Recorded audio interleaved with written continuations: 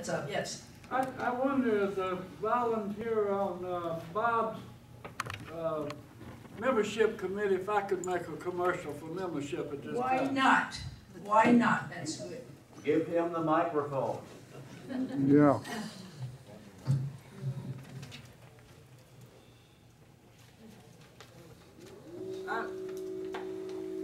It don't work, Bob. The chair's working pretty well.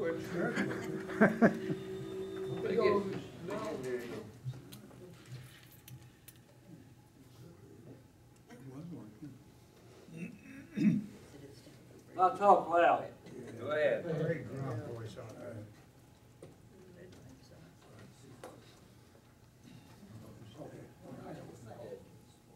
that. I'd like to just pose something to the residents that are in the room on how our membership chairman can reach his 50,000 new members this year.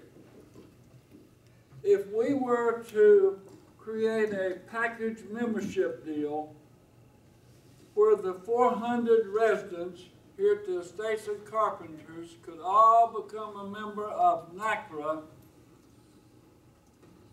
and get $1 per member refunded to your local chapter treasurer like you do with your NaCCRA chapter, and NaCCRA would accept your NaCCRA board as their board locally, and you would have the option, if you so elected, for your board to be a 501c3, whereas the NaCCRA board is a 501c4. Would you have an interest in doing that? And one thing, and before you answer, Bennett and I are working on how could we reduce the cost if we combine both organizations into one membership check to him, and that check would be collected just like your NaCCRA dues by management, and they would mail the check to Tallahassee. Bennett then would separate it, the part for NaCCRA in one bank account, the part for NaCCRA in another, and mail you not $1 per member back for your treasurer, but $2, one from NaCCRA and one from NaCCRA. And maybe, hopefully, a slight reduction in the total dues by doing this. Now, that's a simplified version of what I had hoped we'd have an opportunity to do a detailed presentation of this. But with that simplified version, would you have an interest in a dual membership such as that? Let me see a show of hands. That is the majority. And Bob, I think we would get the same reaction throughout the state of Florida. And then another thing that these chapters would gain, we would no longer charge them the $150 yearly dues to be a member of NaCCRA. They would be a chapter of NaCCRA and not have to pay dues. That's the logistics that is complex for us who are not from Florida.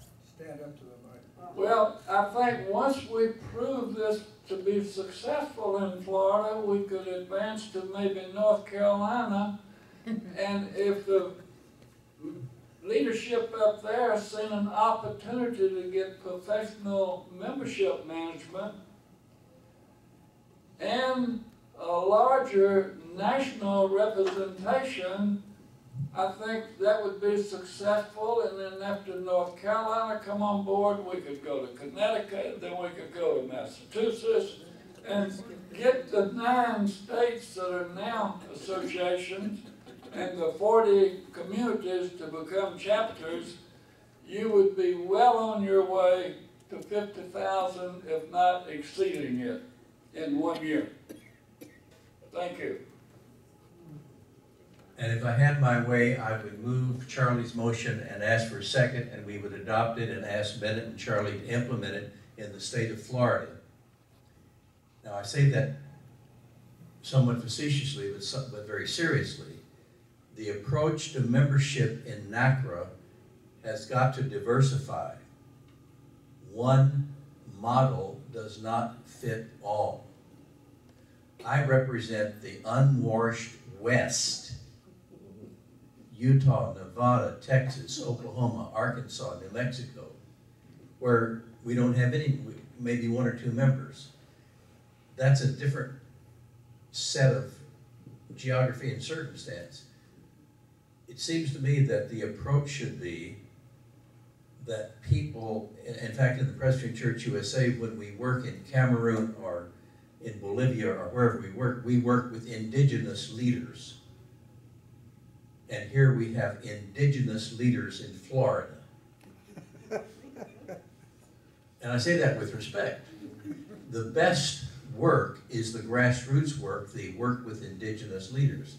And I think that what Charlie is saying is, let's let Florida be the model for just what he said. Our NaCCRA board would, I'm sure, say, go for it. The other model that Al LeBlanc, I spent a day at Fraser Meadows in Boulder, Colorado, and Al was saying, my words, but his sentiment, this NaCCRA thing is on the cheap, and he said, I'm getting tired of going around asking people to give me $15. He said, we need money. You can't get there on $15. He said, so I decided the community association would join. And he said, instead of asking for $15, I asked all the residents, we need some money to support the community association. They raised $300 or $400, just without even batting an eye. And he said, again in the fall, we're going to have a community association. We're going to have a NaCCRA fundraiser. Now that's a different model of income and participation. And that's different from Florida. And Texas and Washington, we're different from both. So the answer to Charlie is yes, Florida, go for it. We have NaCCRA people in Florida. Put a package together. Let us circulate it by email among the board and then go for it. I mean, Bennett's on board from association management, how to handle the money. All we need to do is get the word out. But for somebody in Seattle to be putting a plan together that's for Florida is not exactly working with the indigenous leaders. Right. So there are, I mean, just looking at this crowd here, I would guess that 99.999% are from Florida. And there should be a task group of 3 people in this room that could put that plan together, work with Charlie, and lead the way in the nation, or at least in the areas where we have state associations, which are only 9 in number out of 50 states. Well, let's also give them the notion that Larry Minix presented the other night on what could be possible under membership for NaCCRA.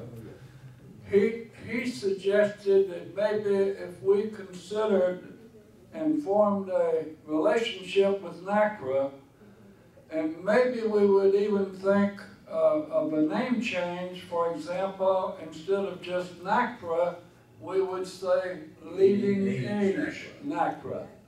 And if that happened, he would try to persuade all of his CCRC members to add $1 per resident to their dues to Leading Age. He would take that dollar out and give it to our treasurer. If that were to happen, we would jump from where we are now to over 400,000 members.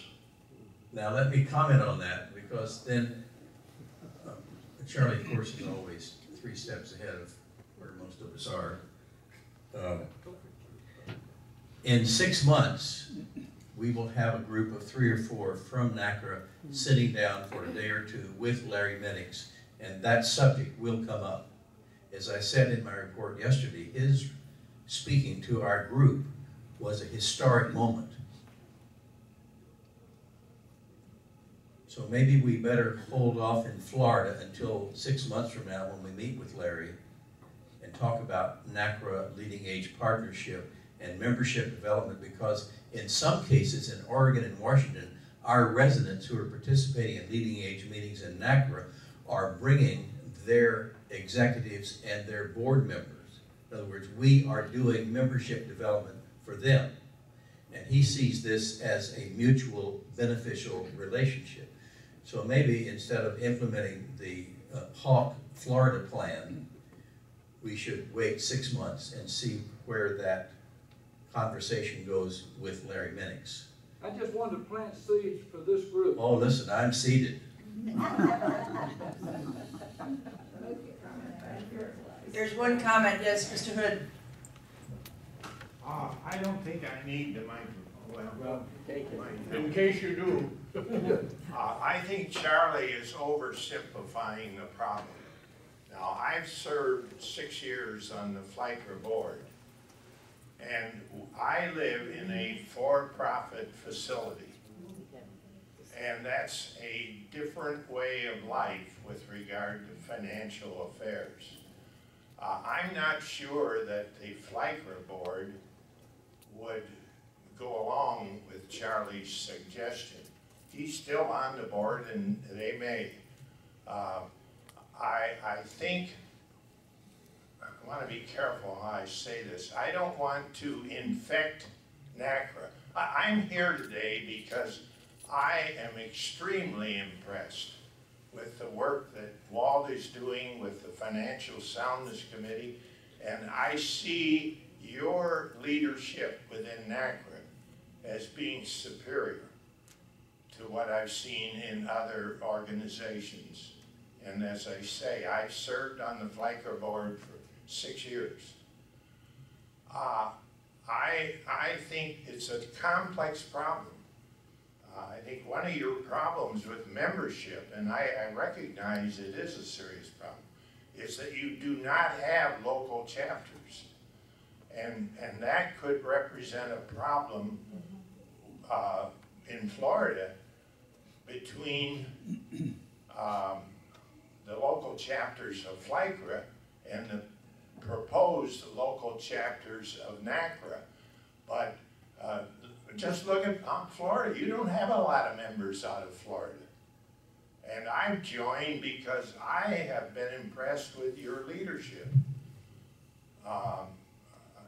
Don't jump too soon at a conclusion about the advantages, but you do need members. And I've explained to people, my own members in the facility where I live, I'm going to a NaCCRA meeting, but NaCCRA's problem is they don't have any money.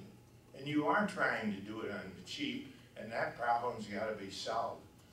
Pat, right next to me, I have Pat Ahrens, who is the vice president of the FLICRA organization in Florida. I don't know whether Pat wants to talk or not. Thank you, Walt, if Madam President will recognize me. Yes. Even though we have over 11,000 members of FLICRA and 57 or 58 chapters throughout the state, a number of those chapters are having membership issues down as low as 27%, and I think that's one of the efforts that we're really emphasizing at this point to improve our FLICRA membership that has been declining over the past several years. So it may not, the timing certainly may not be right now. Thank you. But that's here again, we're all working Bill, in. I want to just remind you, did you see the hands go up that liked the idea? In Florida? No, in this room. They voted for Florida to do that, right? I'm not trying to sell this to anybody. I've just given you this as an idea now that could work. And the hands that went up in this room indicate to me that the estates of carpenters could lead the way in getting this implemented. Well, we're going to work on it, so it's not, anything's dead in the water, we're going to do this. Joe, you have a question or statement? Oh, dear. Give me the mic, will you? Speaking as a member of the Connecticut Association, and also speaking as a member of the board of NaCCRA, I would say two things. Number one, I like the idea of being creative and thinking out of the box. Number two, I am concerned about any direction that we take that sets two classes of membership, where the state association is in one class and the Florida Association is another, and the Pennsylvania association is another. I'm going to be very cautious before I vote for this proposal. That's not to say that we shouldn't explore it and be creative. Thank you. And I think that's exactly right. We're going to have to explore, we're going to have to consider, and that will be down the road. But it's not dead in the water, the consideration, and we'll see how we go. Now, I did Could I make one final comment, please? Let's don't wait too long to explore getting our membership chairman 50,000 people. all right, we're 6 gonna, months. Another thing, one other comment I wanted to make, please, if you live in a for-profit community, don't segregate yourself, because residents are residents, and since I've been a member, NaCCRA does not care where you live. that's not the issue. You're still a resident in a CCRC. We still want you as members. We treat you as equal members. So don't segregate yourself. I know, for example, when you walk in Pat's community and meet with the executive director, unless he were to tell you this is a for-profit community, you would never know that. Well, all right. Okay, thank you, Charlie, thank you.